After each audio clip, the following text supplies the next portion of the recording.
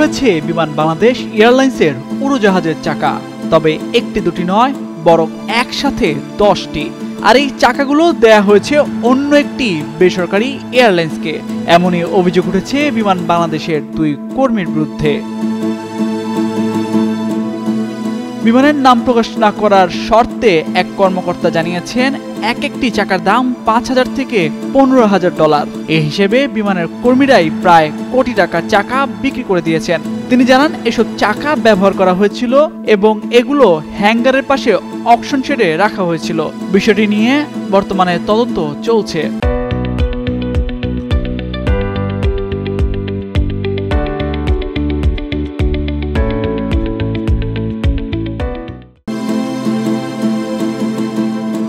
গেল সোমবার বিমানবন্দর থানায় একটি জিডি করেন বিমানের নিরাপত্তা বিষয়ক সহকারী ব্যবস্থাপক মোশাররফ হোসেন। তবে জিডিতে বিষয়টি সরাসরি চুরি হিসেবে উল্লেখ করা হয়নি। জিডিতে তিনি উল্লেখ করেছেন, 16 আগস্ট সন্ধ্যায় বিমান বাংলাদেশ এয়ারলাইন্সের 10টি আনসার্ভিসেবল টায়ার শাহজালাল আন্তর্জাতিক বিমানবন্দরের হ্যাঙ্গার কমপ্লেক্সের পাশে থাকা অকশন শেড থেকে খুঁজে পাওয়া যাচ্ছে না।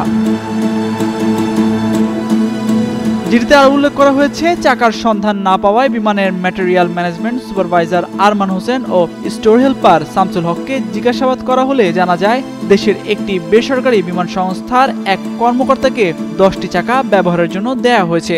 অভিযোগে বলা হয়েছে, এটি যথাযথ কর্তৃপক্ষকে জানানো হয়নি। এদিকে বিমানবন্দর থানার ওসি তাসলিমা আক্তার জানান, উড়োজাহাজের চাকার বিষয়ে বিমানের পক্ষ থেকে একটি জিডি করা হয়েছে। পুলিশ বিধি অনুযায়ী ব্যবস্থা নিচ্ছে বলেও জানান তিনি। তামজিদ মির্জা, যুগান্তর নিউজ।